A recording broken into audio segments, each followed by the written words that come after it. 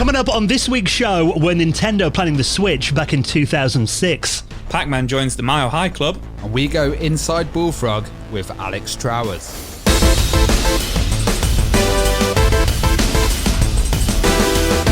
The Retro Owl podcast is brought to you each week with our incredible friends at the amazing Bitmap Books. And keep listening if you're a fan of the Sega Master System. And check them out right now at bitmapbooks.co.uk. Hello and welcome to the Retro Owl podcast, episode number 265, your weekly dose of retro gaming and technology news with me, Dan Wood. Me, Ravi Abbott. And me, Joe Fox. And welcome to this week's show where we take a bit of time out of modern life. I mean, thinking about what's been going on. I'm on a week off at the moment, but still, there's things to do around the house. We're going to take the dog out every day. Joe's just finished a big supermarket trip for about 2 hours. I've been talking to the cat. They're the highlights of our week. No, the highlight of our week is getting together and talking about retro games for an hour. That's the highlight of my week, really. Not going bloody shopping in Asda. Definitely.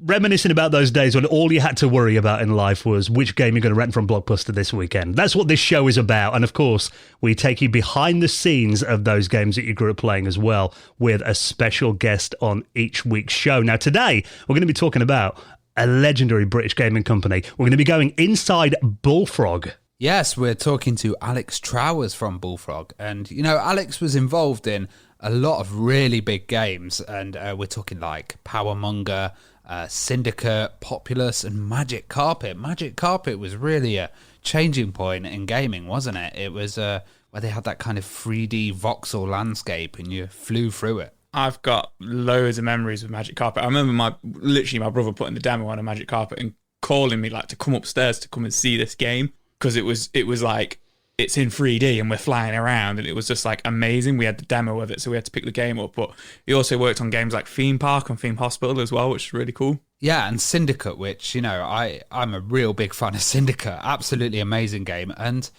like you said, Populous, that was a very God kind of game. And so was Powermonger. And, you know, Bullfrog were innovators in the God titles, but also they were run by Peter Molyneux, and Alex actually talks a lot about Peter Molyneux and about the whole kind of culture at Bullfrog. It's really interesting interview, this one. Yeah, because we did an episode a couple of years ago with Glenn Corpus, who worked alongside Alex as well. So if you enjoyed this week's show, make sure you go back and check that one out too. That was a really good interview. But I mean, it is a company that, you know, there are probably only a handful of real legendary British gaming companies I can think of, and Bullfrog are definitely up there. Yeah, absolutely, 100%. You know what? It's really interesting as well, because of when I get involved in these interviews and stuff, like I'm like, as if they're British. Like as a kid, I just assumed they're always Japanese or American, but there's so many, just doing the podcast, there's so many amazing British, game companies and stuff. It's just amazing to find out about them all. Yeah, so we're going to be joined by Alex Trowers on the Retro Hour podcast in around 20 minutes from now. You guys actually did this one, so we're looking forward to kicking back and checking out what Alex has got to say. He'll be on the show very soon. Now, we've actually got a PO box that we've set up as well. If you want to send us anything via snail mail, Ravi will jump on the bus and go and collect it. Well, this is the thing. Because of COVID hours, they're opening up really early in the morning, and I've not got up that early in the morning for a long time. Just stay up all night, Ravi. Yeah, probably easier. Falls asleep on the bus on the way there. So I'm aiming to go and check it this month, which should be really interesting. And the PO box is the Retro Hour, PO Box 10926, Nottingham, NG 19NS, United Kingdom. You know what? When you read out addresses like that, it always makes me think of like Saturday morning TV Play days when I was a kid. Yeah, we should do like competitions where you've got to send your answer on the back of a postcard. Just go to your parents' wallet, take out £5. You know what? I've got a really embarrassing story, because I used to draw pictures when I was a kid for like, you know, Nickelodeon and stuff. And I used to just post them with no envelope or anything, just post them in the letterbox, thinking that's how it worked. And my parents never stopped me. You're only 18 when you did that, weren't you? Yeah, that was only last year, mate. The postman's bedroom's just full of all these Nickelodeon pictures. Did you ever apply to go on TV shows? My brother applied to go on Funhouse. Wow. And I remember as a kid, he used to always tell me that he did actually go on it with my cousin, but he never did. I think I was on one. Oh God, they went round schools. It was called like It's a Bitzer or something like that. It was on. Vaguely remember it. Yeah, it was on like the BBC.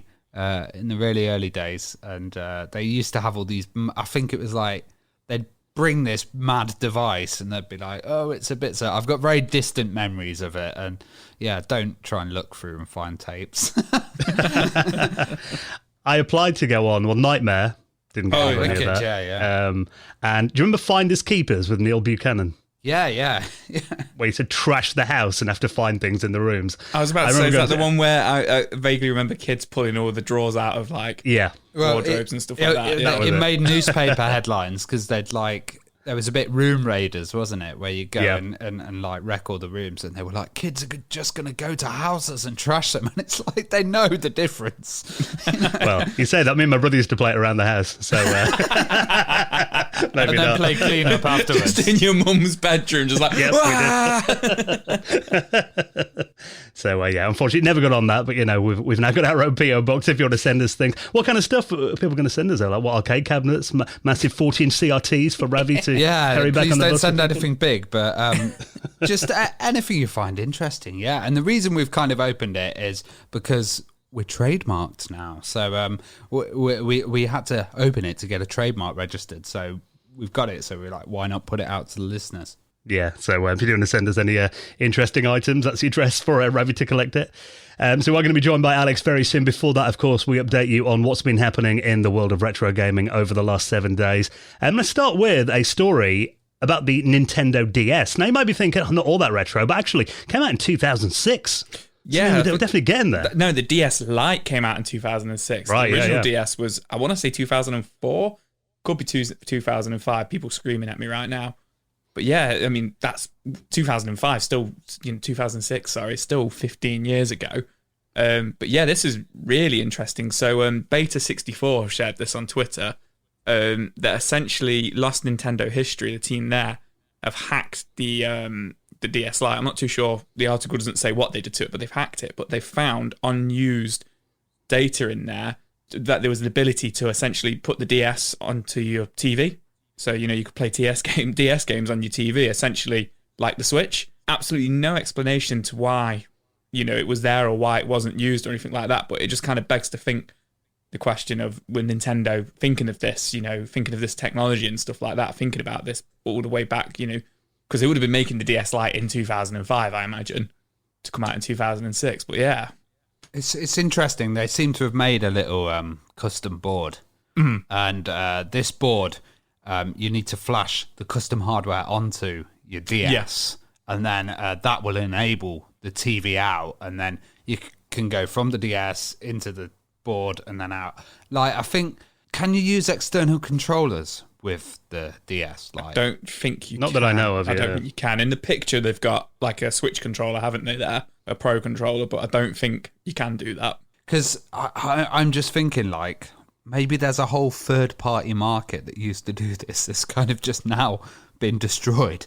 Like adapters that would hook it up to your television. I'm not that clued in on this, but it seems like they've actually created a little board, and this board, people could start printing it, and it may actually become a thing. Yeah, it'd be interesting to see. I mean, funny enough, it was actually discovered by somebody else a year ago. But it's only since Beta64 has tweeted it, this last kind of, I think it literally tweeted it a couple of days ago on the 22nd of February, so just over a week ago now. That's where it's kind of blowing up and people are learning about it and stuff like that. But I think, Nintendo probably missed the trick there, personally. I mean, could you do it with the PSP? Could you do that with the PSP? Well, they're saying it's got a digital to analog converter in it. So basically, it's a proper analog signal coming out of the DS Lite, and then it gets amplified and then delivered via composite video. So it's not going to be the most amazing quality. Yeah. But, you're thinking you've got that tiny screen and you're actually blowing that up onto a a big television as well. Well, I think the biggest issue is, I mean, it kind of does prove that Nintendo have been thinking about the hybrid thing for a while. But the big problem with the DS is you've got two screens. I was literally about to say, I wonder if the reason they scrapped it is because of the two screens. Or I wonder if they had in mind, one of the screens is up on the TV and then the screen down, in your hands kind of thing. Like the Wii U. Yeah, like the Wii U essentially maybe. But I don't know. I don't know where they were going with it. Or if when people emulate the DS, you just have both screens. When you watch like a review or something, and people play it on emulation, both screens are kind of on there. Maybe they were going to do something like that. And not all games support both screens, do they? But like some, it's just dead, like the other screen is, or it's not got. Yeah, I think there's only a couple of games like that, and they're usually like re-releases of Game Boy Advance games or Super Nintendo games. What they ported over. Or N64 games. And it seems that you have to download this thing called the Twilight menu as well, which is a kind of hacking thing, and you'll need a flash card for it. And so it does require a lot of kind of playing about, but they may get it a lot slicker in the future.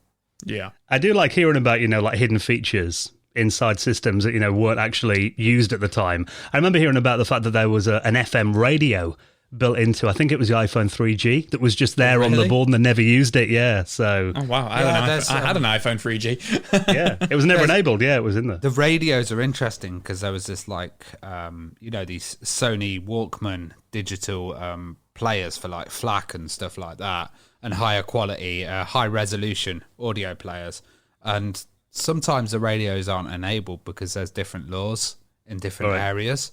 But you can like update the firmware, hack them a bit, and it's kind of like retroactively finding something and then finding a feature and adding it yourself. I quite like that too. Yeah.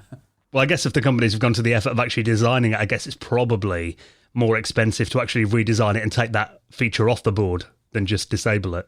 Yeah, rather than just like turn it off, with a little configuration thing. Now let's talk about Lego. I mean, whatever age you are, Lego's still fun, isn't it? I will admit I'm actually not the best person to talk about Lego. I don't know if I mentioned this on the show before. My missus got me a Back to the Future DeLorean Lego set back in, I think it was 2011 that I still haven't finished yet. That's so like typical Dan. That I'm not gonna lie. I quite like Lego, and when I went to Florida a couple of years ago, there was a few Lego shops there. And I bought like loads of Star Wars Lego, and I bought like 4 sets, and I've only built like 2 of them, but not because I'm bob at it, just because I've not had the time to do it yet. My mate, Pete, if you're listening, wicked Lego collection back in the days. He used to have a whole society in his bedroom with like satellites going across, and it was absolutely amazing. I was a bit of a Lego addict, I was. Well, if he's still got his Lego society, he can make a Green Hill Zone Sonic in there, from this year, hopefully. This is really cool. You actually sent me this a couple of weeks ago, didn't you, Ravi, when it was still just a kind of a petition, an idea. But essentially, from what I understand, Lego have a website called like Ideas Lego, like LegoIdeas.com or IdeasLego.com. But essentially, it's where people who are like super Lego fans can submit ideas they've had or sets they've made from other sets. And this is one by a Lego fan called Viv Granell, I believe it is. And what she's done is she's made the Sonic Mania Sonic Green Hill Zone with Sonic, Dr. Robotnik, the little bad guy robots from Sonic Mania. You've got some of the enemies in there, and you've got like the wheel spin and everything like that. It hit its target of 10,000 votes. So it's actually happening, which is really, really cool. Yeah, it's really cool, this idea. So because people have been able to design the Lego with 3D programs, so you've got every piece available, which you probably didn't have when you were younger. Yeah, because it's massively expensive, still is. They can create these wonderful things. Like Perifractic had one, which was his Brixty 64, which was an actual Commodore 64. That was built out of Lego, and the keyboard worked and everything. But that didn't become an idea. But I think it's like they kind of just choose the public as the designer. Yeah. And then that happens. And like the Minecraft Lego was really popular as well. So it's good to see this Sonic one. Yeah. It's like the Nintendo Lego has been really popular as well, hasn't it? All the Mario stuff, and then obviously the actual Nintendo console as well. But interestingly, obviously it's the 30th anniversary of Sonic this year in June. So I wonder if they're going to try and kind of like, coincide it with that. It'll come out in June or something, because they've not said when it'll be out other than this year.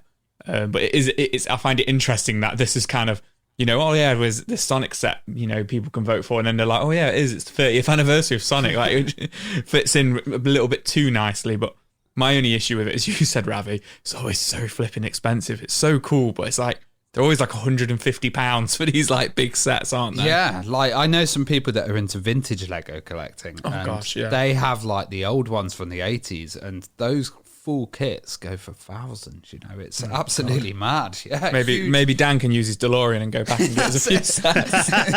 It's rare now, Dan. My DeLorean will be retro by the time I build it, probably. But you're right though about the prices. I remember the Ghostbusters Firehouse when they brought that out. You know, that was like a massive, probably about like 1.5 meters high Lego Firehouse I brought out a few years ago.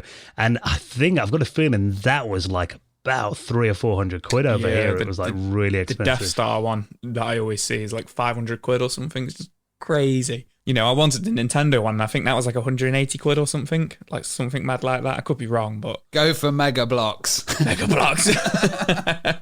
We did actually see the Ghostbusters one in a Lego shop in Milan. Oh, really? When we were on holiday, and it was like €250, and I was like, "Can I bring that back on the plane?" I was like, "Probably not."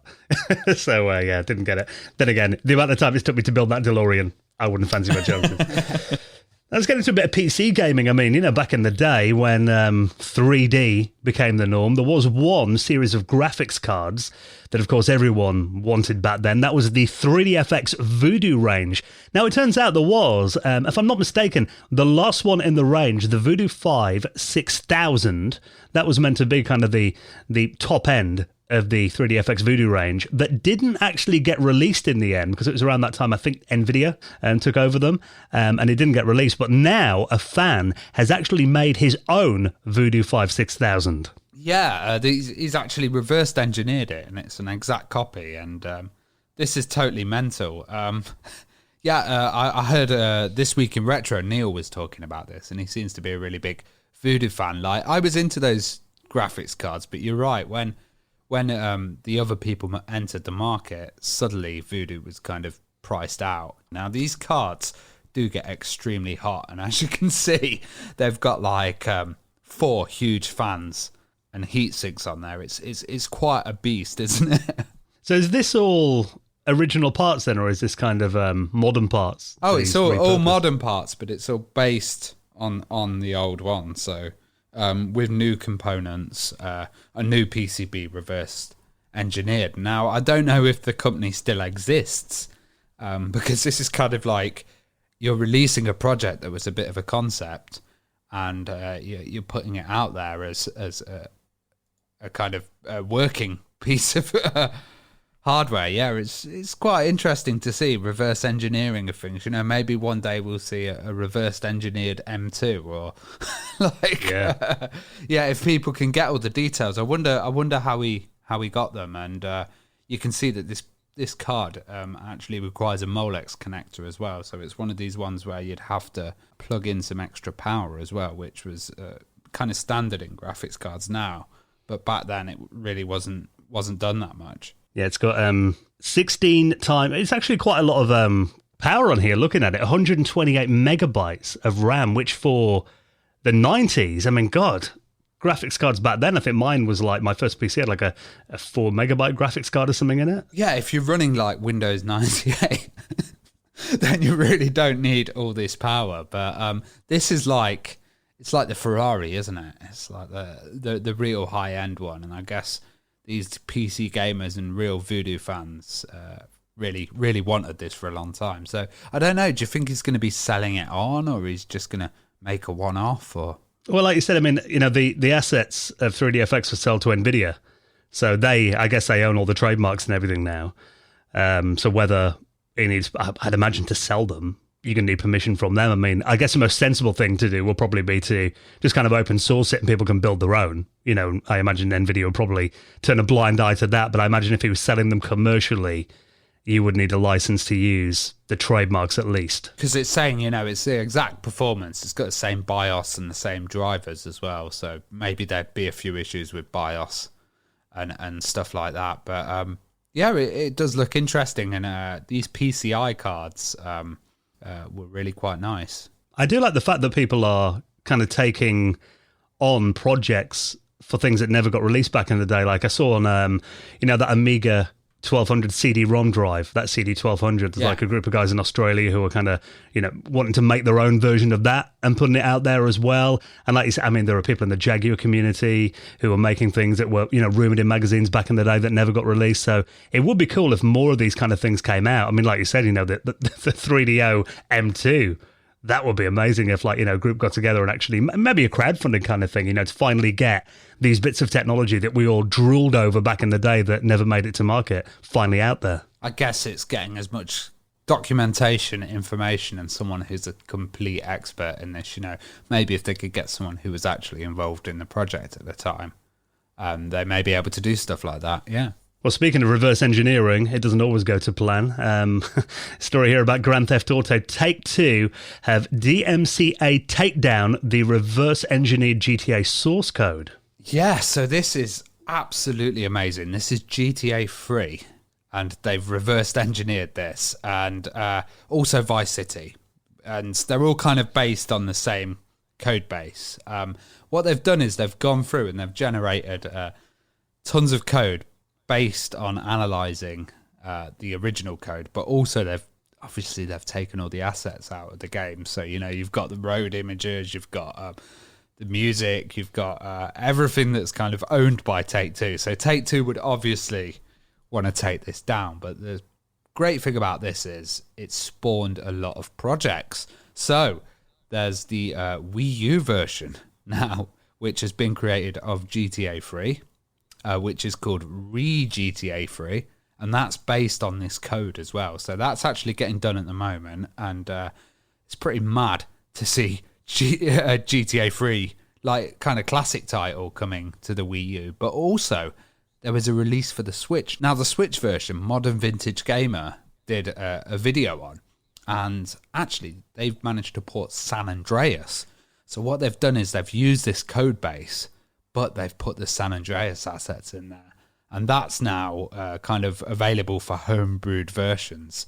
They're a bit buggy, but, that's going to get changed and developed over time. I don't know if these projects are going to have to be a bit stealthy, though, because seeing that the main reversed engineered project's been taken down, these little ports, I don't know if they're going to be stealthy. The Wii U one's probably going to slip through because no one really cares about the Wii U at the moment. But if you think they'd want to probably make some money out of releasing San Andreas on the Switch, and having an alternative version could be really, really hard.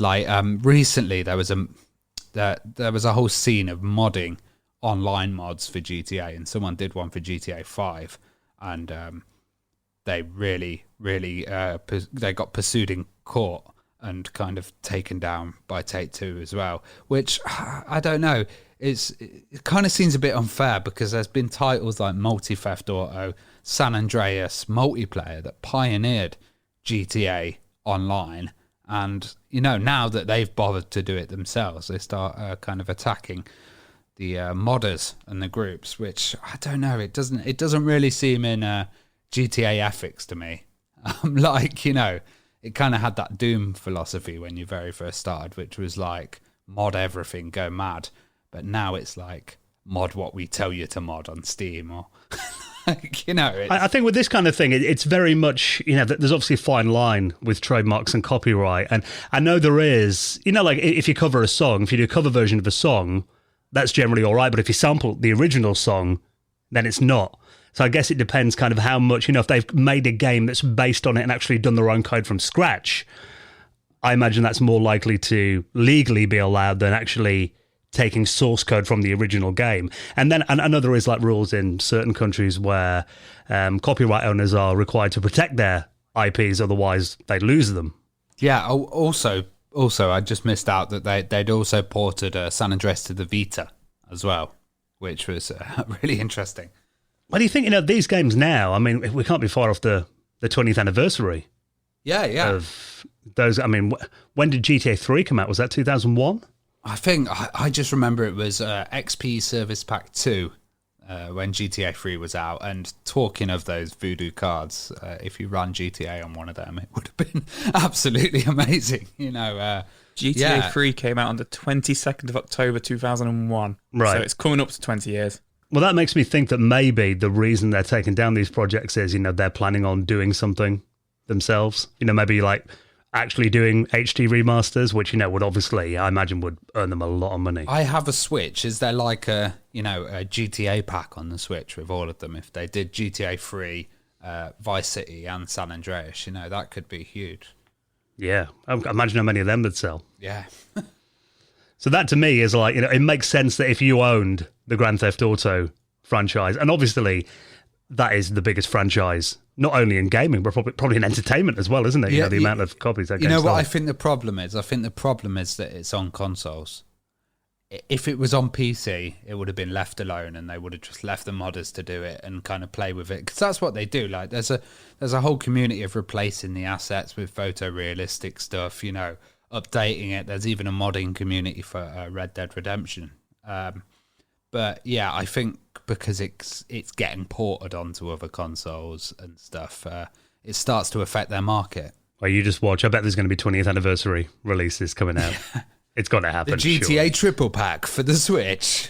Yeah, or if they didn't have that idea, they probably have now. Yeah. Now, before we get into our chat with Alex Trowers, obviously now the summer's kind of approaching. We're all hoping that maybe it won't be too long until we can get on planes and start traveling around. It looks like, though, the in-flight experience might be improved somewhat for us retro gaming fans, as there is a new partnership with Panasonic and Bandai Namco, who are going to be bringing retro games to the back of an airplane seat near you.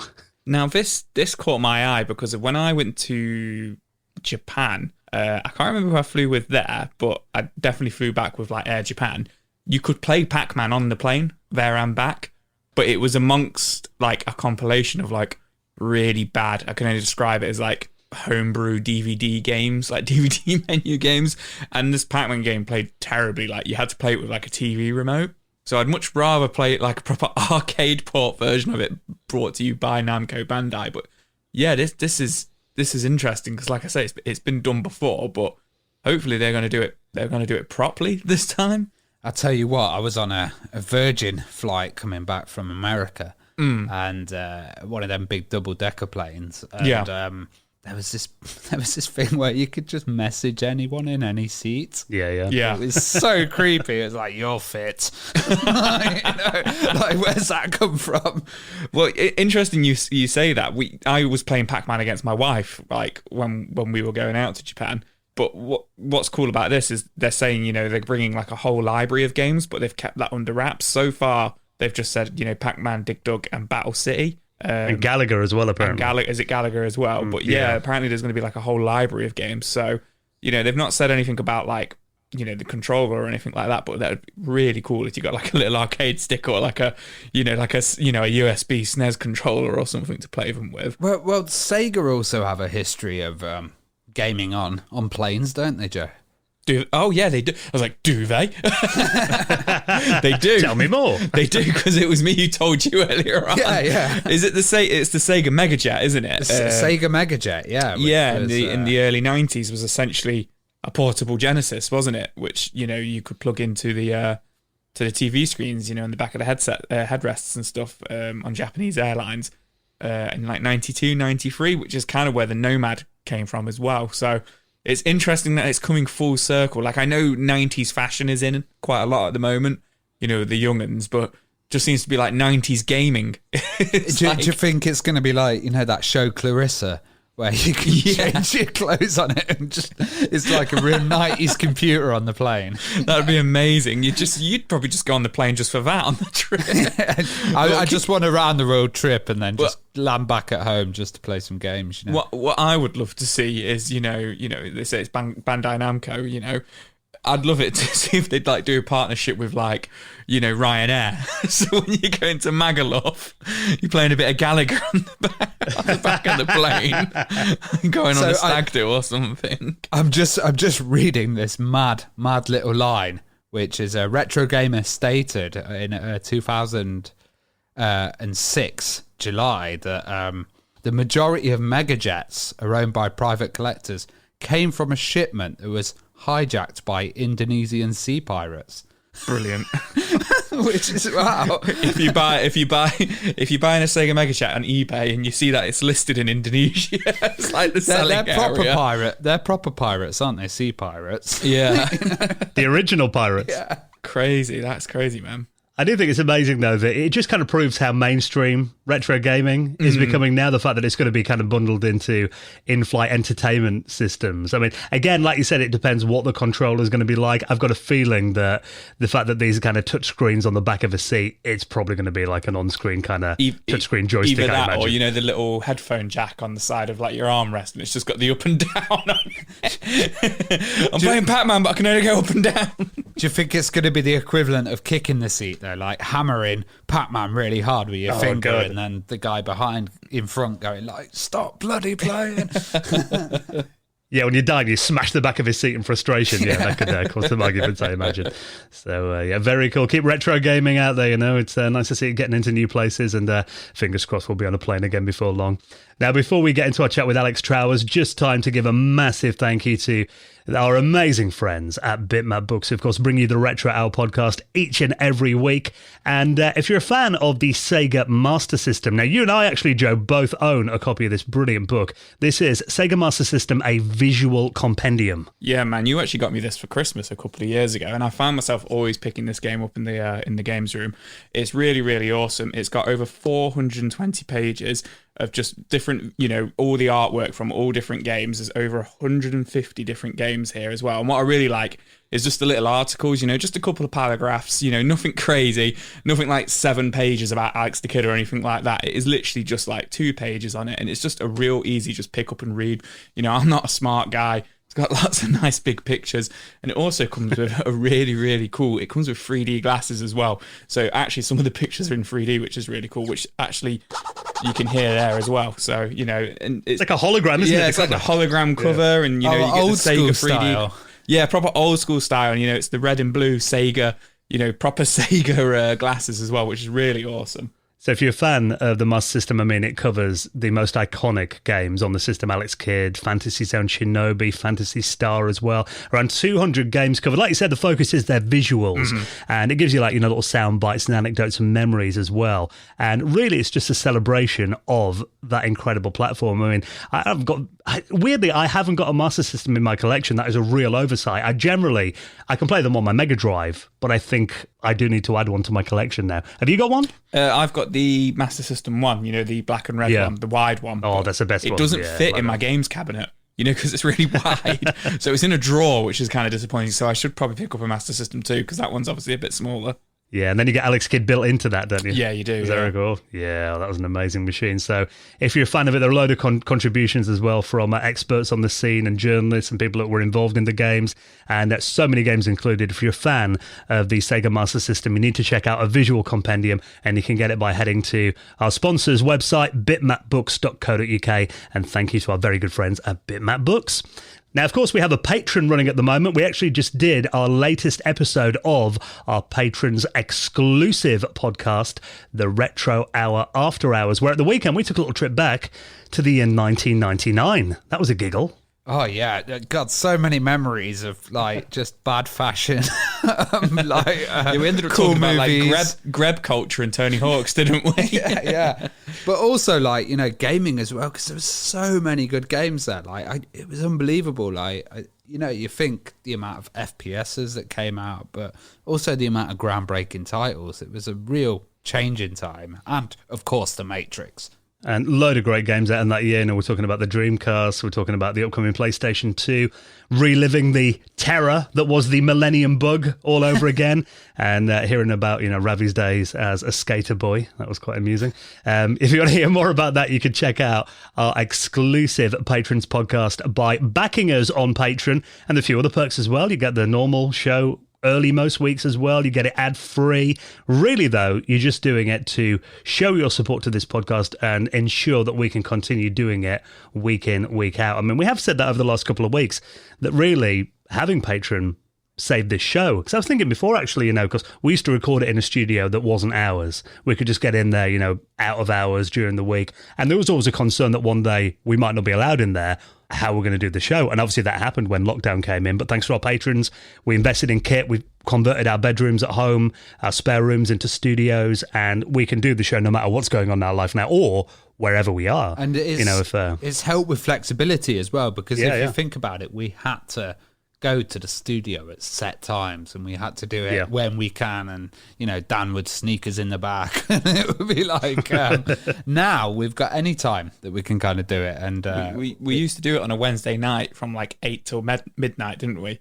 yeah, We'd always try and guests. knock out like 2 or 3 episodes, you know, and it was just always like a mammoth task, but we did it every week. But this has been so much nicer. We still do it on a Wednesday, but we do it at like 4 o'clock now, don't we? Like, and it's just so much better. Like, you know, and we can't thank people enough for letting this happen.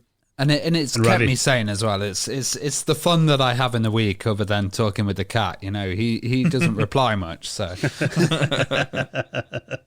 And Ravi can do the show in his Spider-Man pajamas now as well. Yeah, so, you know, we really appreciate you investing in this kit. And of course, we have ongoing costs all the time. So our Patreon goes back into the running of the show. And of course, you will get a mention in the most prestigious high score table in the world of retro gaming, the Retro Hour Hall of Fame. Like this week, thank you very much to Matthias Sundling, Jeremy Rayner, Gary Nutting, Darren Coles, and Ollie Dean, who all made donations into our Patreon. That is massively appreciated. Thank you so much, guys. And if you'd like to do the same, you'll find the link on our website, along with everything else that we've talked about in this week's show at theretrohour.com. I did spot as well that we got a few nice new reviews on Apple Podcasts, because I know we mentioned that recently, and a few nice ones come in over the last few weeks, which were always appreciated as well. Someone did say they had trouble finding how to review a podcast on the Apple Podcast app, because you've got to scroll down about like 4 or 5 pages to get to it. They don't make it easy, do they? They've always been a bit rubbish with podcasts and stuff, and they kind of have the crown, don't they, Apple? You know. Yeah, I mean, a lot of people are like, well, I haven't got an iPhone or whatever. Whatever platform you can leave a review on always helps. But I think, the Apple Podcast chart is kind of the official, like, you know, top of the pops chart of podcasts. So if you can find it in your heart to leave us a nice little review on there, that always gets us in front of new people. So it's a really easy way to help out the show.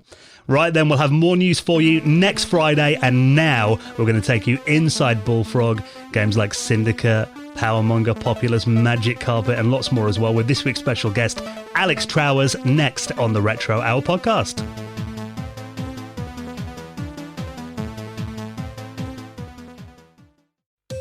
You're listening to the Retro Hour podcast, and we are joined by Alex Trowers. How are you doing? I'm doing well, thank you. Excellent. And, you know, we always start this with a question that we ask all of our guests, and that is, what was your first gaming experience? Do you kind of remember the first time you saw a video game or really got addicted to one?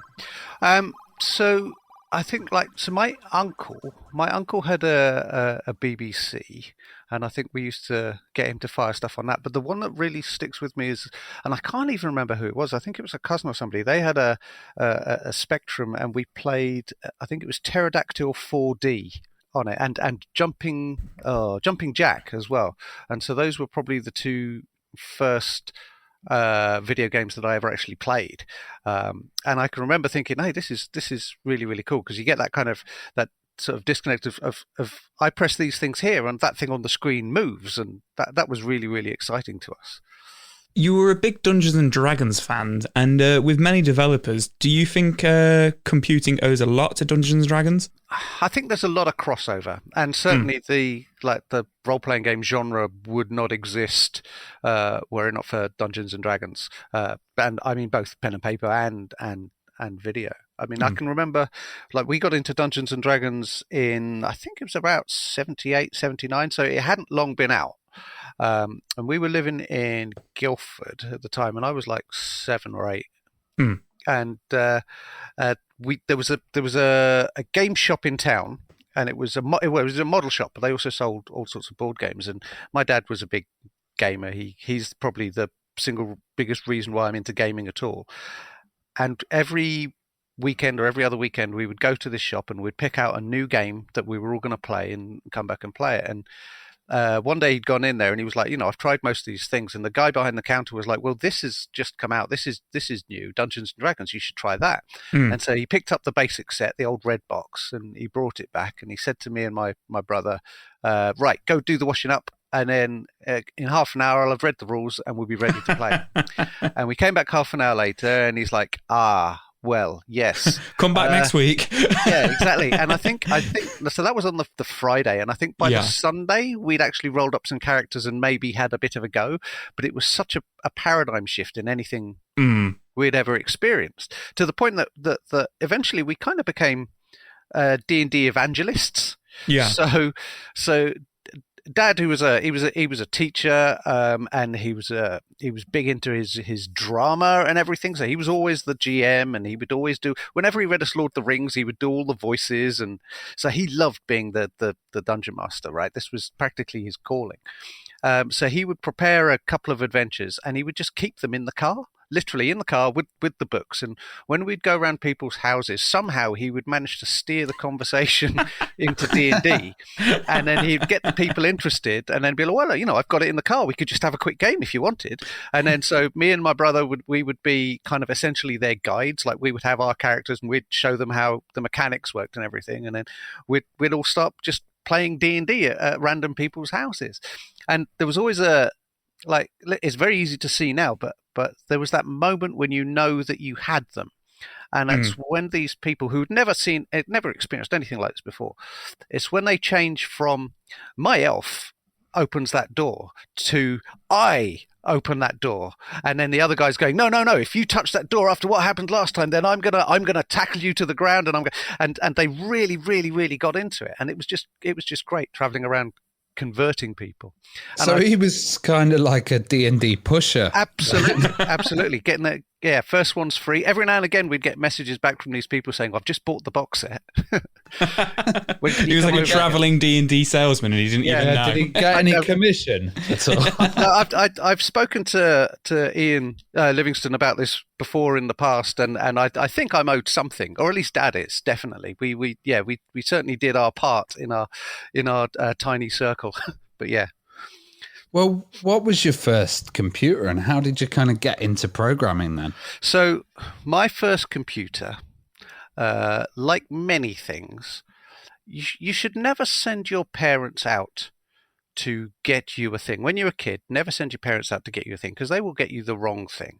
So my friends had Spectrums. I think one of them had a C64, and a couple of the kids from school had BBCs. What I ended up with was a TI-994/A. And you couldn't get anything for it. And even those, do you remember those books, those Teach Yourself Programming, the Better Basic, and all of those ones, with the little robots and the listings inside them? None of those would work on my computer, and it was very, very upsetting, because I'd see all these games and I think, and I just typed that in, and I couldn't get it to work, and so I was very, very frustrating time. Eventually, like many, many years later, when I was just before I joined Bullfrog, I was at this company on work placement, and I noticed one of these books on the shelf, and I said, I used to have those. And the CEO of the company, whose office it was, he just goes, I wrote them. I wrote all of those books. And I'm like, what? And here he was teaching me how to program as part of his company, and in effect he'd actually been teaching me to program my whole life. It was very, very weird. But yeah, so that's kind of where I started. Eventually I got a Spectrum, and I loved the Spectrum. The amount of programming I did on it was minimal, because obviously I'd discovered games by then, and it was all just, what games can I play on this thing, which was probably my major calling. And was this assembly? No, this is on the Spectrum. It was just basic. I do remember trying to learn machine code. My mate Scott, he had a Spectrum as well, and he started taking up machine code, but he got a lot further with it than I ever did. He's going to crop up again later, that guy, you watch. And did you see gaming as a career? And what were your first steps getting into that? No, absolutely not. Gaming wasn't a career. Don't be silly. Go out and get a proper job. That was the thing. There's that. I love how it's come full circle, but there was that Far Side cartoon, wasn't it? I say it's a sports now, isn't it? and yeah, the parents looking down at the kid and seeing the wanted ads for people who can save the princess and what have you, and the big money that can be made, and they're like, yes, this is brilliant. And it was satire then, but oh boy, it's not now, is it? No, not at all. Yeah, so no, I didn't even know that game design or game development was a thing. Like I hadn't made that connection at all, that somebody had to be making these and getting paid to do so. Well, were you aware of Bullfrog before, and were you playing any of their titles? So, and this is where Scott comes back into play. At some point, Scott got an Atari ST, and we were in sixth form of school, and we used to bunk off whatever the last period was to go around his house and play Populous. And that's literally, so that's how I discovered Bullfrog, because there was this game that was unlike any other game that I'd ever played before in my life. Like, you weren't a character, you were an influence, and you couldn't tell people what to do. You could only kind of hint at what you wanted them to do. And it was an interesting world to watch, and the altering the landscape, the mechanics of that was just fun. There was a cadence to it. It was relaxing. It was very therapeutic. It was like a sort of colouring book, for want of a better term. There was a compulsion to it. And it was like a board game, wasn't it? Yeah. It's like, here's the environment, here's the board, and that's your means of interacting with the little pieces that were doing their own things. So I absolutely loved that. But yeah, that was my introduction to Bullfrog the product. Also in town was this other game shop called Ultima, where again you can trace a lot of ex-Bullfrog people to that shop in particular. Either they were hanging out in that shop or they actively worked there. And so I used to go there after school and hang out, and that's where I would meet Kevin and Glenn. So I knew those two before I knew of Bullfrog, really. So the question, obviously, one of the questions I always get asked is, so how did you get started? How did you get started in the industry? And before I answer that, I have to say that I in no way endorse this method of starting in the industry. If this is your aim, then this is the wrong way to be doing it. But yeah, so I knew those guys. I was, after school, when I left school, I had no idea what it was that I wanted to do. Something in cartoons, I was thinking. I had no real qualifications at all. No A-levels. I ended up on the iTech course, which was basically a YTS scheme back then. Now, the irony, and this is where I ended up at that other place with the guy who wrote those books before. And so I was learning C, learning a little bit of programming there. And they were really nice. It was really good fun. The course itself was terrible, like utterly, utterly terrible. They were teaching us outdated things. Nobody who was there really wanted to be there. The only good thing that they did, and this was a brilliant thing, was to get us placements at proper companies. And good placements as well. Like, it wasn't just you're going to go there and make the tea. It's you're going to go there and do your apprenticeship as a coder and that sort of stuff. So that was really, really good. And it just so happens that this was the place that Sean went to, like a couple of years previously, or he was like 1 year ahead of me, I think. Mm-hmm. And we happened to live in the same town. We were both living over in Farnham at the time, so we would be on the same bus. So I got to know Sean a little bit. And I said what I was doing, and he's like, "Oh, that's pretty cool. But why don't you come in and see us? Because we're always looking for people." So I did. I came in. I met Peter.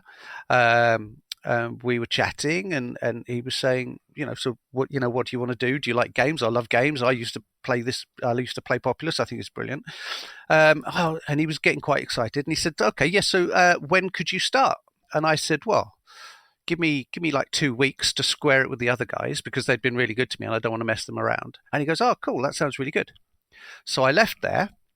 And when I went back to work, I told them, I said, "Listen, look, I've had this offer and it's games and it's something that I'm really interested in." And they were like, "Oh, no, please don't go. Whatever they're offering, we'll match it." And I'm like, "Look, you guys are brilliant, but this is something I think I have to do. It's something I'd really, really like to try." And they were like, "Okay, well, we're sorry to see you go, but we understand." And so 2 weeks later, I turn up at the office and I sit down, and Peter eventually comes in. Like, none of them really started work until about 10. So Peter eventually comes in, takes one look at me and goes, "What are you doing here? I never offered you the job." And that's when I realized that he hasn't, but he has a very special way of talking that makes you think that he says stuff when maybe he perhaps hasn't, or right. he's agreeing to things that maybe perhaps he doesn't.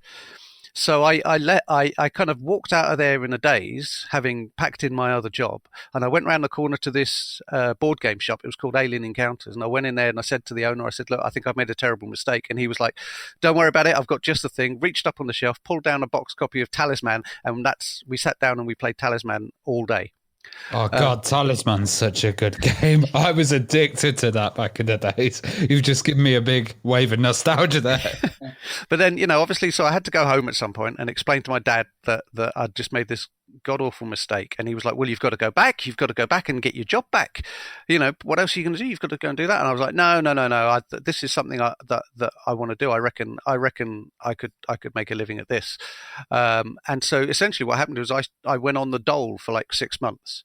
Now, during that period, every now and again, I'd get a call from Peter, and they'd be looking for somebody to come in and play the game, try out the game, or they'd have journalists coming over, so they wanted to make the office look busy or anything like that. And I would be his first call. There were a number of us, actually. There were a number of kind of Bullfrog adjacent people, Bullfrog kind of hangers on, like me and Jonty Barnes, for instance, or AD Moore. And we were all kids who eventually ended up working there. And after about 6 months or so, the guy who had the job that I would ultimately end up getting left and moved to the States. Now, funny enough, he was a guy who I was also at school with, at the same school with. But he left, and I got a call from Peter saying, "Listen, you were pretty enthusiastic. Do you still want that job?" And I said, "Yeah," and that was it. It took like 6 months to get there, but I got there in the end. But yeah, like I said, that I don't advise this approach. Don't quit a job unless you've guaranteed to have a job to go to. Well, I was going to say, you convinced me you got it, telling me the story. So what was Peter like? You know, you kind of said he was a bit, I mean, to me, he sounds a bit crazy, but what was he like? Oh, he was absolutely crazy, but everybody was crazy there. No, he is incredibly charismatic. He is incredibly passionate about games. He is a very clever designer, and up until recently, the single best PR person for a games company you could ever have. Nobody can sell a game like Peter can. I was going to say, like, God games were really innovative back then. It was just like a total new genre. Did you feel you were on like the cutting edge of something? All the while, we were at Bullfrog. So when I started there, I think there was 8 of us, right? And every game we did it seemed to be gold dust. Every game we did would always have rave reviews, and we would always be kind of pushing the boundaries of what people thought constituted a game, or the normal approach to making a game. We wouldn't do that. We would try and do something a little bit different, a little bit innovative. So yeah, and a lot of that was it was just the creative energy that we had there, and there was no one person who did all of the things, or there was no one person whose idea it was. Peter was normally the big idea guy. Like he would say it should be set in a jungle with a hamster, and then it would be up to everyone else to go, right, but then the hamster could do this, and this is how we make the hamster move, and this is what we can make the hamster do, and so everybody else would kind of just fill in the blanks from his kind of big idea setting, and the high philosophy stuff would be him, and then we would fill in the details. So the only reason it worked is because he surrounded himself with people who could actually do that. So you started on Powermonger, and obviously being a big Populous fan and board game fan, that must have been great to get started on. It was really exciting. And again, bear in mind that as my first game, I just assumed that this is how all games were made, and it felt very chaotic and very exciting. That's not to say, like looking back on it now, Powermonger's not actually a particularly good game. There are a lot of restrictions in it, but it was so innovative and so ahead of its time. You could argue that it's the first RTS game. Yeah. That, you know, it maybe we started that genre too. I mean, I wouldn't, because I don't think we did a particularly good job as far as RTSs go. But it certainly had all the elements of it, and again, the view. Nobody was making games in that kind of view, and just the mechanics, the indirectness, and in those days, Peter had a philosophy on games that he was always trying to explain, which was that just because you stop, the game shouldn't. And he had a very kind of voyeuristic approach to it, i.e., the game world just works. Okay, there's a simulation running and there is something happening in the game. The game exists whether you're there or not, and you can poke it with a stick, or you can walk away, or you can just sit on top of a hill and watch what happens. And all of those things are viable. All of those things are entertaining. And I think that's something that we really kind of embraced, certainly in the early titles. Well, you worked on Theme Park, right? That was a groundbreaking game, and was it kind of a hard proposition? Essentially being a business game. Did people think it would be successful? I worked on Theme Park in so much as that one of the icons is mine. I drew the little light bulb when there's an invention, and we played around with it a bit at the start. Prior to Theme Park, every game that we did, the whole company would work on it, and everybody would get buy-in, and everyone was really excited about. Theme Park was the first game that we did that at the point where Peter says, "I've got an idea for a game, it's Theme Park," we all went, huh? And not many people got it or saw the point in it. The other thing was, of course, that me and Sean were doing Syndicate at the time as well, which was an altogether more exciting prospect for me. There was certainly some sort of trepidation behind Theme Park, and we didn't know if it would be right. But Peter kind of got this sort of blinkered, no, I can see this.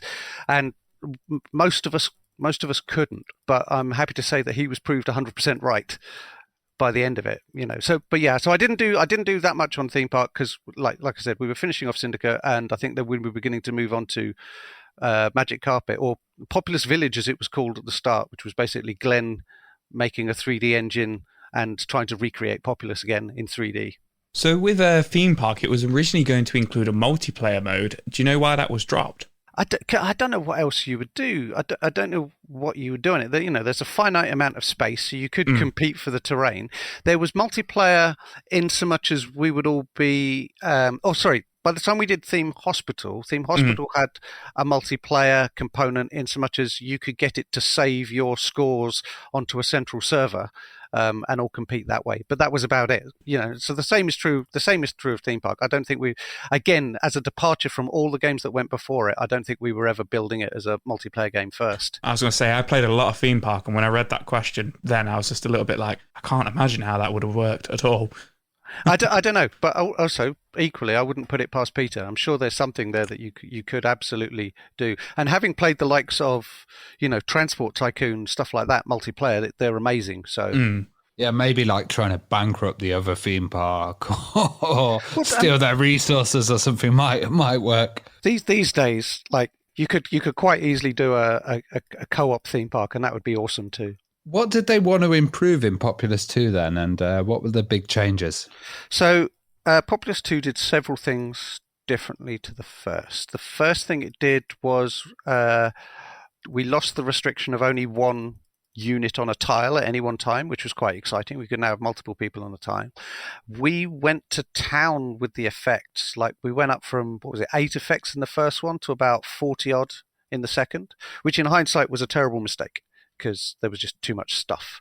But basically, yeah, the engine was improved. We had an actual graphic artist making the graphics, which was a lovely departure.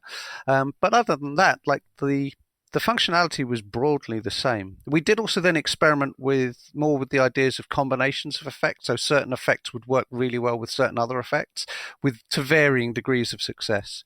But I think we got a lot of things wrong with Populous 2. I think it had the potential to be a better game. It was a better engine. We knew much more about what we were doing, but we made too many little mistakes along the way, I think.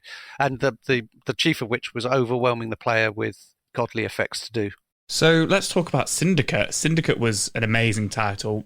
Where did that concept come from, and what was it like working on that game? Syndicate is the answer to the question, what was your favourite game to work on, right? I had such a good time making Syndicate. So when it started, it was this sort of 2D isometric view scrolly game on the Amiga.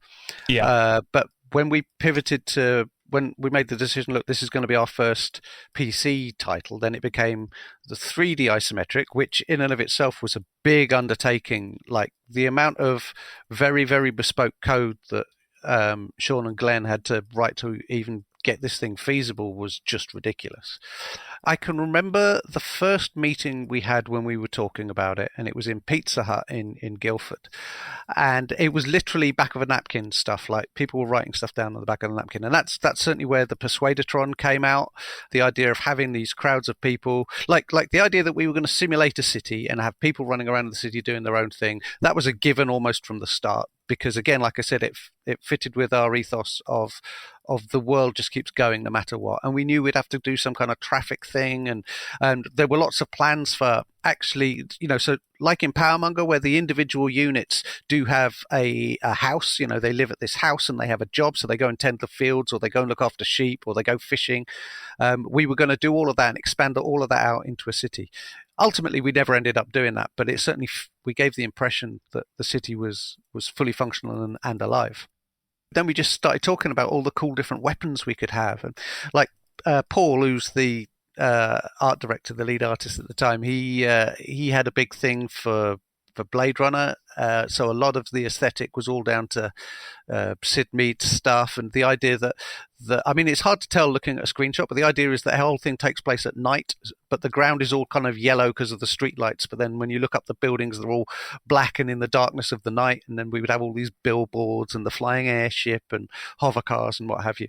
So it was all sort of very highly Blade Runner influenced, but the idea that you would then have this living, breathing city that you run around with your units, who again you didn't have total control of. It's not like you're moving them around with a joystick. You were instructing them where they could go, but because of the way you would alter the drugs in their head, they would change the way that they walked there.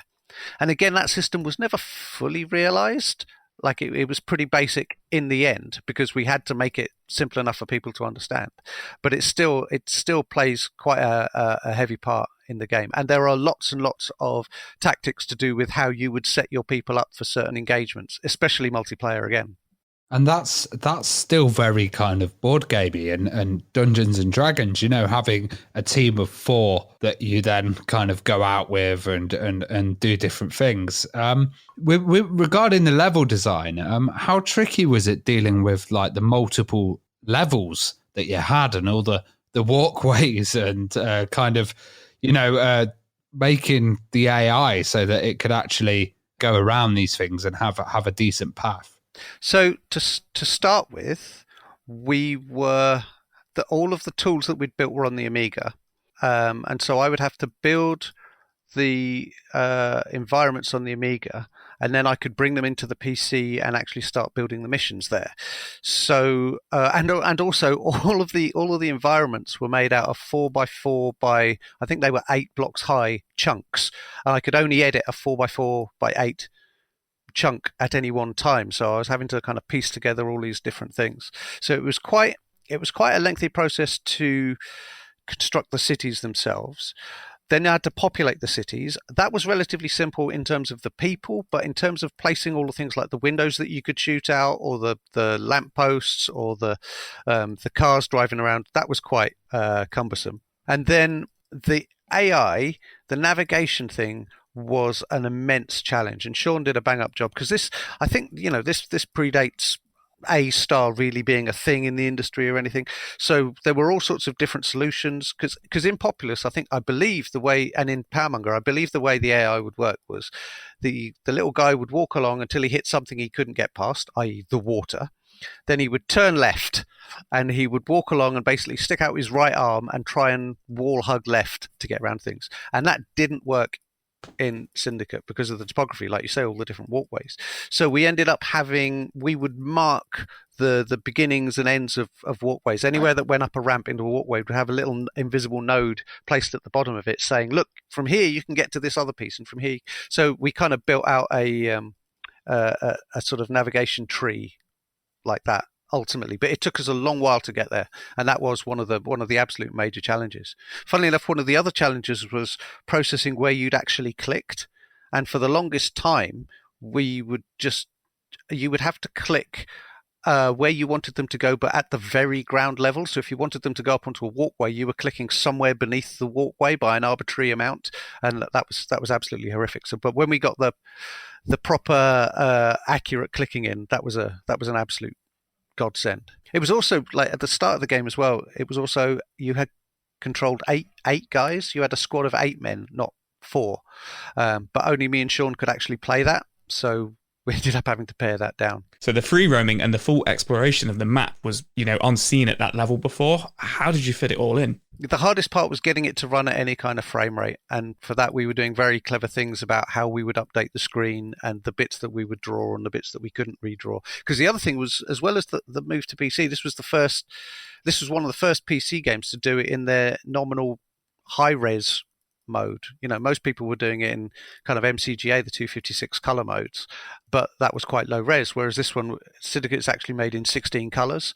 But because of the resolution and the fact that we had some really awesome artists, means that most people don't realize that was the case. But yeah, there were lots and lots of technical challenges about actually getting that running on the hardware back then. What was your favorite level? And you're right about the technical challenges, because some of those later levels on the Amiga, when it got really crazy, it would be a huge slowdown. It's fair to say that the poor Amiga wasn't quite up to the task. Now, Disky, the guy who did the Amiga conversion, did a bang-up job, but there was no way a standard Amiga was going to be able to run that.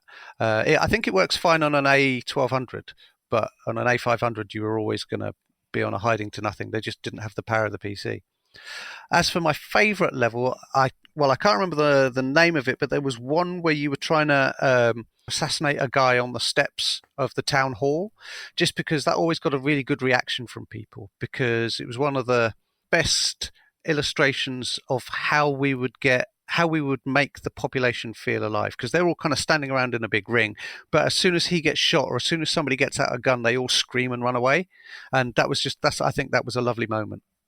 People normally come up to me though and give me grief about the Atlantic Accelerator because it was way too hard. So American Revolt was like a piece of DLC, and it made a lot of great improvements. What was the aim there with that? The aim of American Revolt was me putting one over on the guy who still worked at Ultima, who was complaining that Syndicate was too easy. And so I made American Revolt just stupidly hard. American Revolt was a terribly bad idea. Oh no, it was a great idea, and we should have done it, but it was balanced for me and nobody else. And even then, I think I went back to it 10 years later or something and tried playing it, and I couldn't play it because it relied so heavily on sort of crackerjack timing and learning what was about to kill you. So it was a horrible thing. But when we did the original, the plan was always there were 50 territories in the world, and there were going to be 3 missions on each. So there was going to be a mission where you take over the territory, a mission where you defend the territory against somebody else, and a mission where you go and retake the territory once it's been captured by somebody else.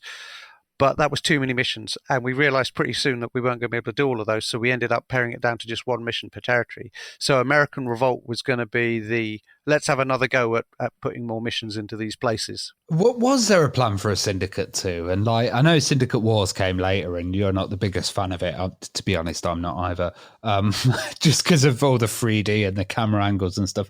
But inside Bullfrog, was there a push for kind of a number 2, but based on the original engine? At that point, we were still not really doing sequels. I know, we'd done Populous 2 by then, and I know a lot of people thought that Powermonger was a sequel as well, but we weren't really into it. We was always coming, what else can we do? What's the next thing? And then we moved on to Magic Carpet, and that was cool. But yeah, there was definitely a plan for Syndicate 3, to the extent that when Sean came back to Bullfrog, and so this is after Peter's left, so Sean came back to Bullfrog, and I was at a loose end, and he said, listen, look, let's get together and let's make Syndicate 3, and we started speccing it out to kind of fix the issues that we saw with Syndicate Wars.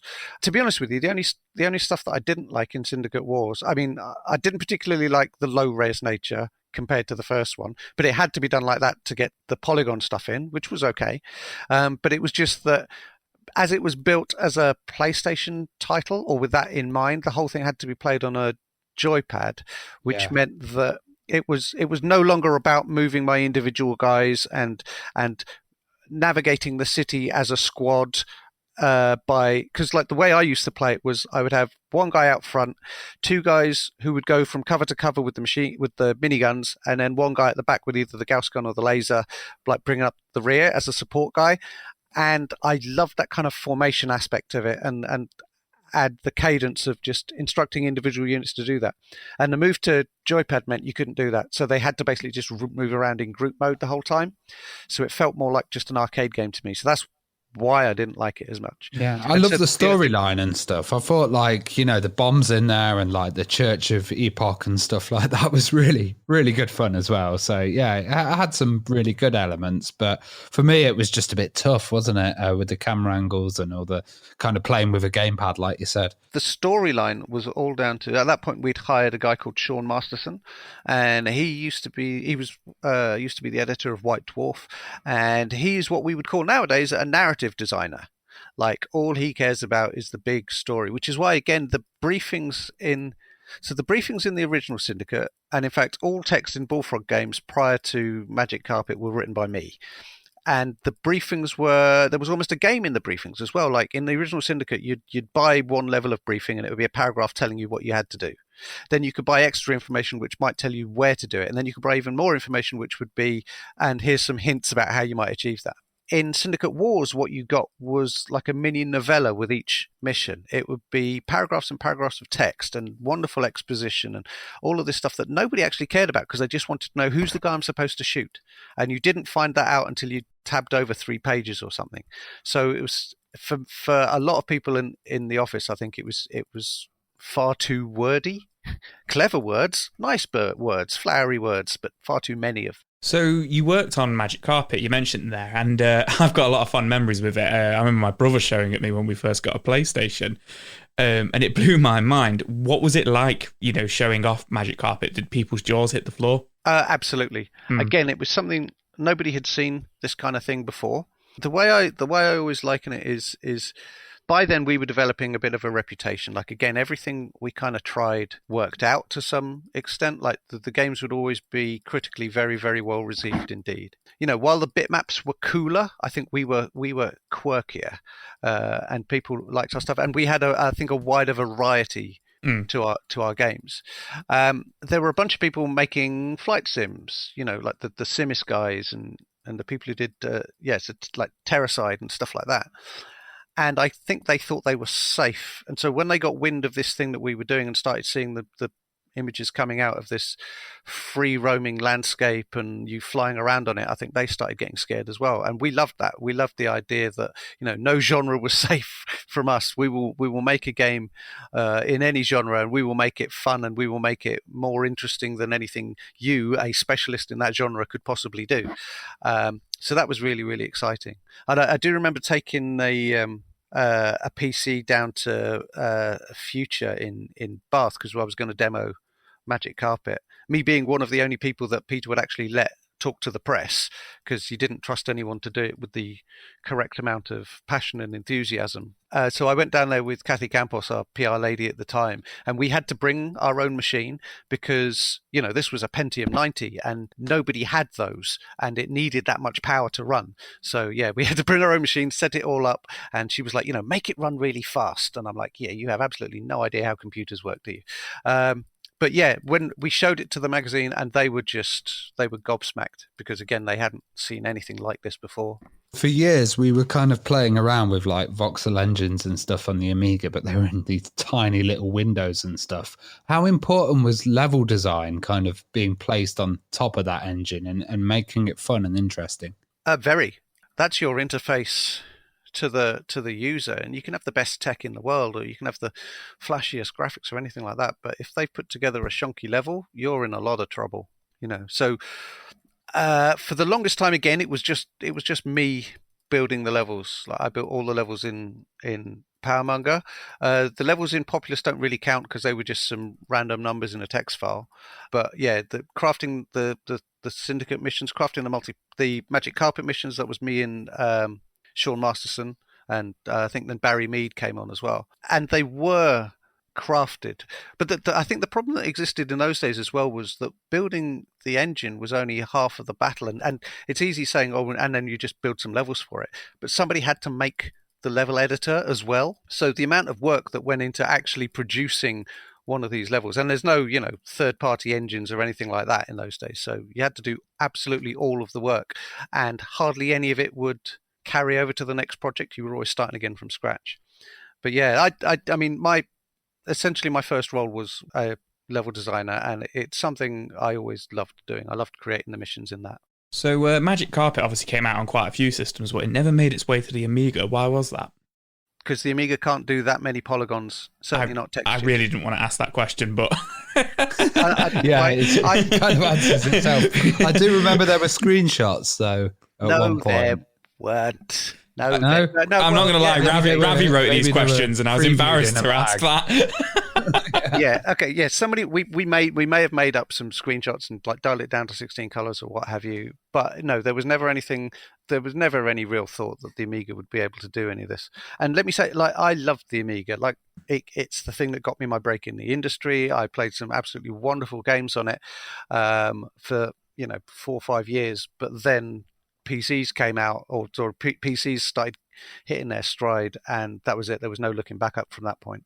And Gene Wars used the Magic Carpet engine. Like, how easy was it to adapt that engine? Again, that's a very common, and I want to say misconception, except it isn't really. It is rooted in an amount of truth that basically from Magic Carpet onwards, everything used the Magic Carpet engine, right?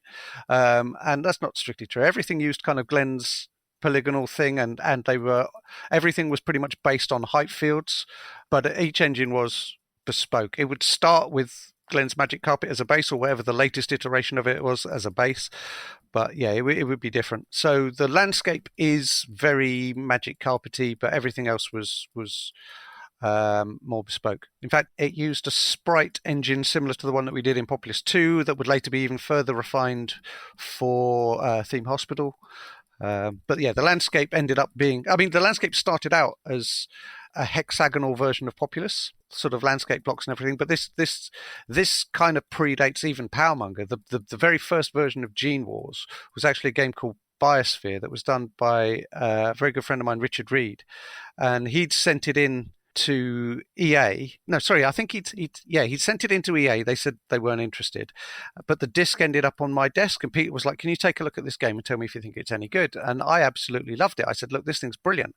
It's really, really nice." It was about a group of alien planetary specialists who had to terraform planets for money. So, the big planet owners would come along and say, we want a planet that's got this much biomass on it, and the atmosphere is this, and it's got this much land, and these particular creatures on it. Can you help? And then you would send these specialists in with seeds and livestock, and you would have to make a functioning ecosystem. And I absolutely loved it. And then we hired Richard, we got him in, and for many, many years we tried to make that game, but we weren't really getting anywhere with it. We had some really cool stuff, but it wasn't really getting anywhere until eventually Sean was parachuted in as by then Sean had this reputation of being the closer. If you wanted a game finished and shipped, you put Sean in charge of the project. And we had all been playing an awful lot of CNC. And he was like, let's make that. We'll make an RTS, but we'll use the animals and stuff like that as our units instead. And so that's how Gene Wars eventually hit the shelves. So Dungeon Keeper took God Gaming to the next level. What was your reaction the first time you tried that game? So Dungeon Keeper, again, is an interesting one, in that at the start, it was basically Simon and Dean Carter, who are big, like, role-playing game fans, and they were making a more traditional role-playing game, because all we really knew about Dungeon Keeper was, again, Peter's big idea of let's be the bad guy. And that was the direction that all anybody had at the start of the project. So they'd made this thing where you were building a dungeon, so you were placing down the shape of rooms, and your dungeon would be populated by bad things.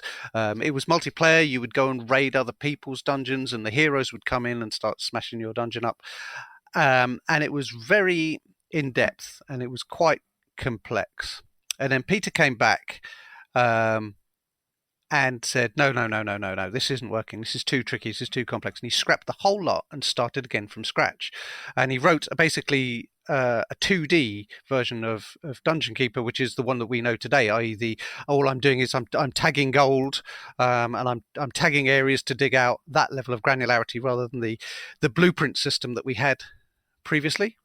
So if anybody wonders why Dungeon Keeper took so long, it's because, in a sense, we actually wrote it twice. Like, Dean and Simon almost finished this game, and then Peter came in and said, no, we'll start again.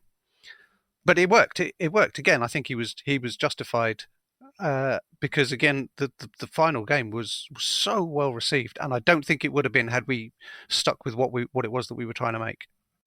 With the studio kind of growing then, and EA starting to get involved, how big did the teams get to? And how come Dungeon Keeper 2 was your last project there? So by the time you get to, like, most of the teams were like 10 to 15 people at around that sort of time. But by the time you get to Dungeon Keeper 2, I think it was like closer to 50, 60 people. Just on the dev team, and that isn't even going into like the QA department, the marketing department, and the production side of things from EA and all sorts of stuff. So the teams got way big. I mean, it's nothing to what team sizes are nowadays, but again, like I said, coming from when there was 8 of us in the whole company and we would all work on one game, to then being this kind of much smaller cog in a huge machine was quite jarring. But the reason it was my last project, so I only ended up on Dungeon Keeper 2 because, again, just prior to that, like I said, Sean had said, hey, look, let's go make Syndicate 3. And I was like, yes. So it was just me and him, and we was batting around some ideas for Syndicate 3. And then Dungeon Keeper 2 was in a bit of a problem, was as with many of the projects there, they were losing their way a bit. So they parachuted Sean in again. They said, look, Sean, can you come and fix this?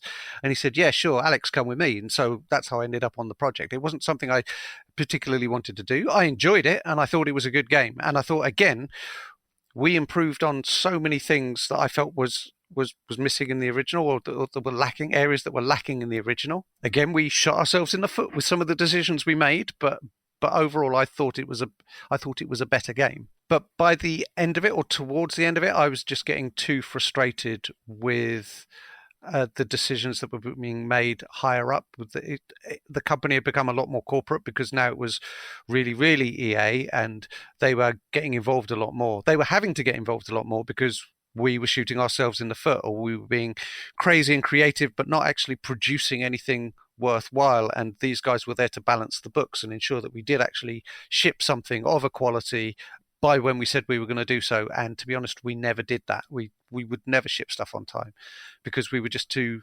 excited about the games, or we got carried away with things, or we were just messing around, So that's why I ended up leaving, because it changed. And by then as well, there were a lot of people, like, at the point where I left, I think I was the second longest serving person there. I think there was only one guy who had been at Bullfrog before me left. So my mates had gone, everyone had gone and set up their own little companies, and everyone was still in Guildford, we still saw them all, but they were off doing their own thing. And I thought that sounded quite exciting. Yeah, essentially that it kind of got drained out of people until Peter Molyneux left himself as well. And you worked with Lost Toys Inc. as well, which was Glenn Corpus and a few other Bullfroggers as well. How was your time there? So every studio that was founded out of the ashes of Bullfrog, everybody who left Bullfrog to start up a studio did it for exactly the same reason, and that was, we want to recreate what we had. We want to go back to the air quotes good old days, right? Peter did it and has done it a number of times.